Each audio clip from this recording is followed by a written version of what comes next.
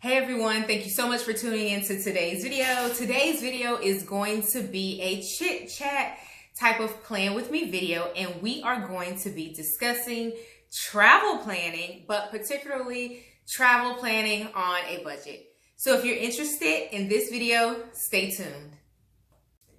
But first things first, if you're new here, hey, welcome. My name is Coach D, and I love all things planning. Here on my channel, I share pieces of my life with the hope of helping you to balance, grow, and succeed in yours. So as I stated before, we're going to talk about travel planning, and I'm also going to share with you a recent trip that my husband and I took for our anniversary to Williamsburg, Virginia. So I quickly shared this planner, and this one comes in handy. Now, I do have a budget planner that I am going to leverage more frequently for travel planning, but this comes in handy if you prefer maybe a more petite planner that you could travel with you. It also comes in handy if you're looking to document your travels. So for example, I think I may have an old video, I'm not sure, just kind of highlighting a trip I took to Miami, Florida, and I was able to kind of go and do my checklist. I did my trip itinerary. I also included kind of my budget down the side so I could track how much I was spending on the trip to make sure I wasn't going too crazy in terms of my budget. So this really came in handy. And I was able to check off the activities that I did when I was in Florida. So this was the last trip that I took pre-COVID, and it was a birthday trip. So it really came in handy to have this planner with me. But that's just if you're interested. Again, I'll leave a link in the description box that will allow you to sign up with my referral code if you're interested in purchasing from Erin Condra. But I do have my notebook with some tips that I want to share with you today in regards to traveling on a budget. One of the things that I enjoy about being a planner, a budget planner specifically, is that when you manage your money well, when you steward your resources well, when you budget, when you plan for your expenses, it doesn't mean that you are restricting your lifestyle. It doesn't mean that you can't do the things that you enjoy doing.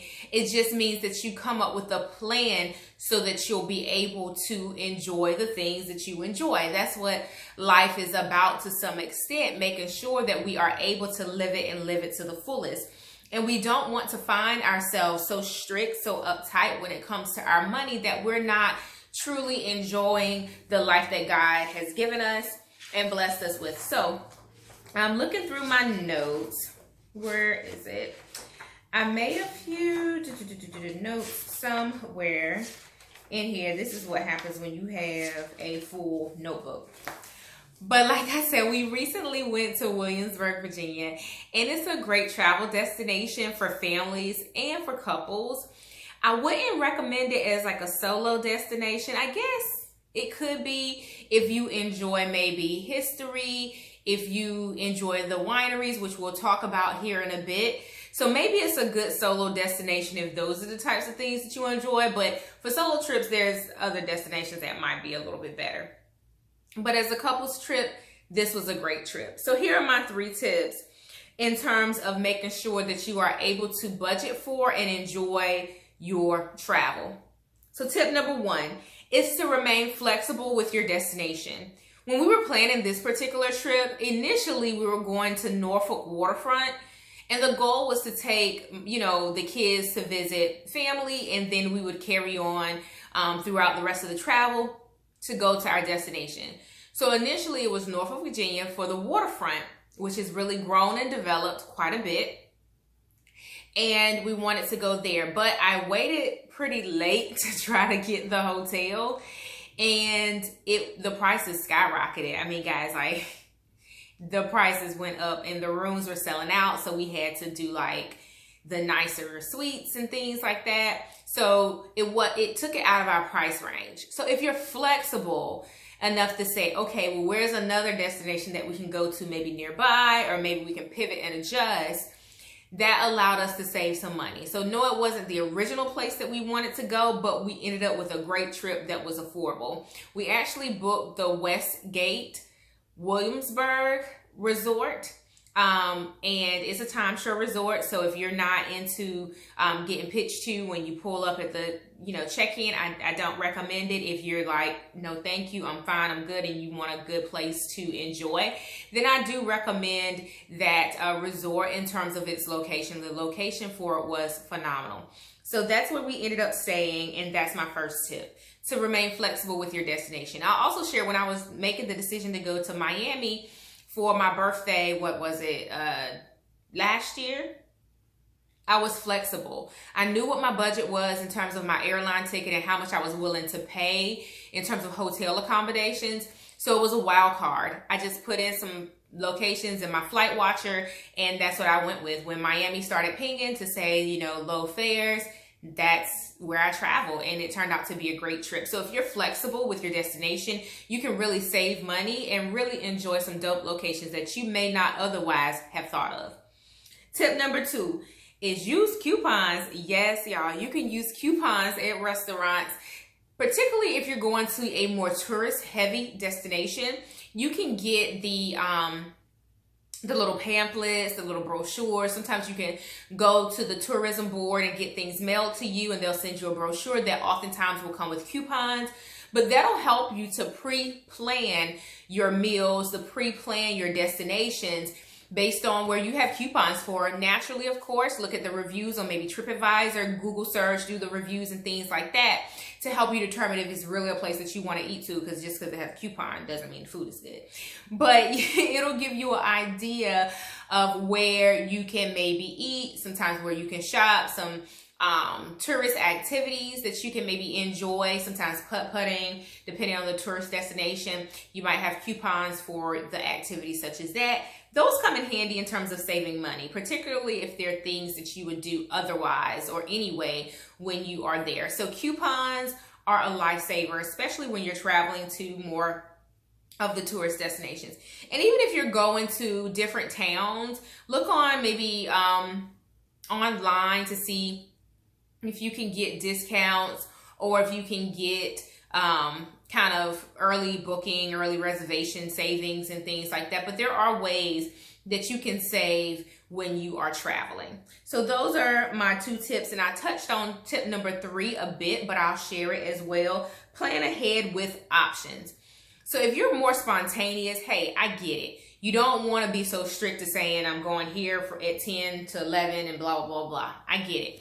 But plan ahead with options. So if you say, okay, if it rains, we'll do these indoor activities. If it doesn't rain, we'll go to the beach and go here. Or if it doesn't rain, we'll go dirt bike riding. So plan with options. Or if you're just not sure, you want to go with the flow and see how you like the location, maybe ask locals for some recommendations.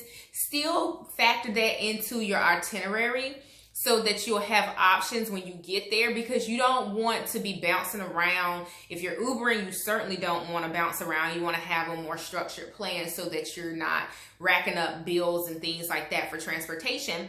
But make sure that you have some options already pre-planned. So those are my tips.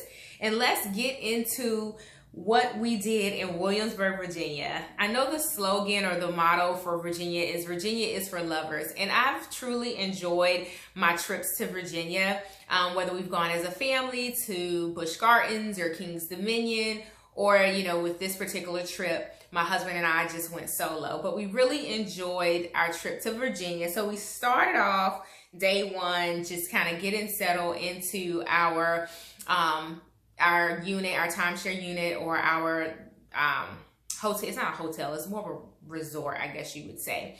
But anyway, so getting settled, and then we had food at a Mexican restaurant. The food wasn't all that great, so I won't shout them out in this particular video, but they did have some unique margarita options if that's your thing. So I would recommend it for that. But the food that we particularly got was average. It wasn't anything that was over the top. Day 2, however, was a great day. And I had to go back and look at the pictures from this trip, and I'll insert some here so that you can enjoy them. So when I went back and looked at the pictures, I was like, we did all of this in one particular day. So we started out with breakfast at the Tipsy Bean, which is a restaurant I do highly recommend. I had the red velvet waffles that was like a chicken and waffles dish, and it was delicious. And then my husband had a breakfast sandwich made with waffles, which was actually really creative, and it was delicious. So I recommend them. That was the first picture that you saw. Then we went to the outlet mall. I didn't have any footage of that because I didn't want a paper trail of my shopping.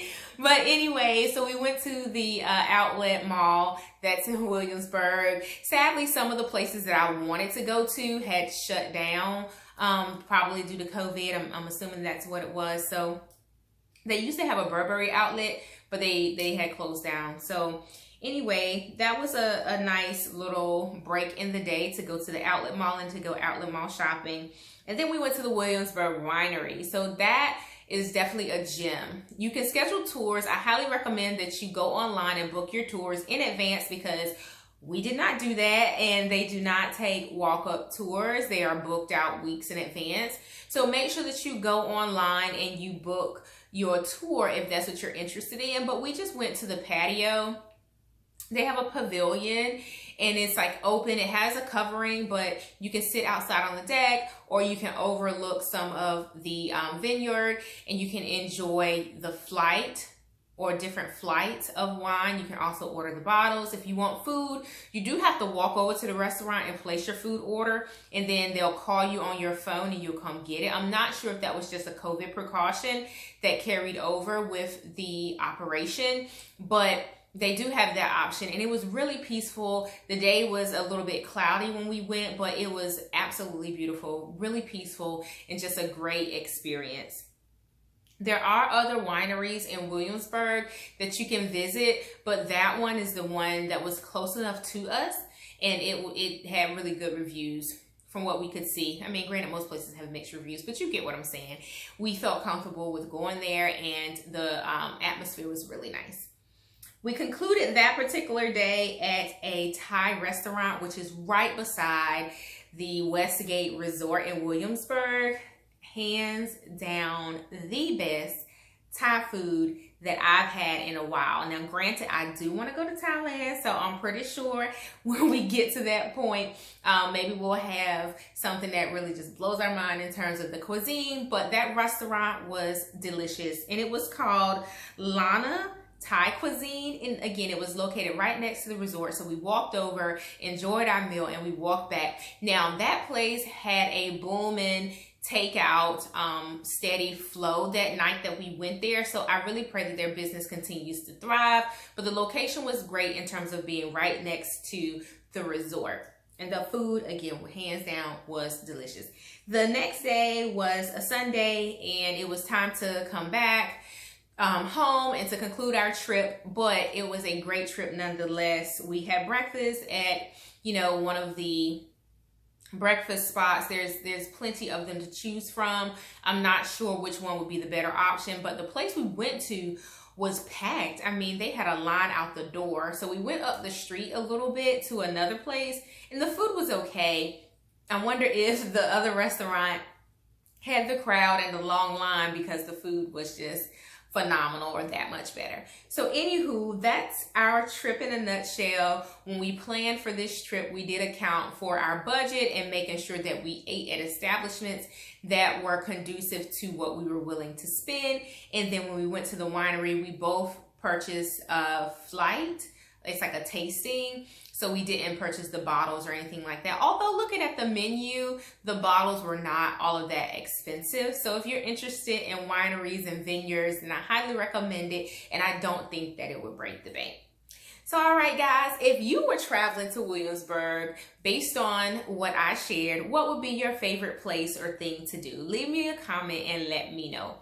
I will speak to you in the next one. And if you are looking forward to more travel planning videos and traveling on a budget tips, make sure that you hit subscribe. I would love to welcome you to my YouTube family. Happy planning. Bye, guys.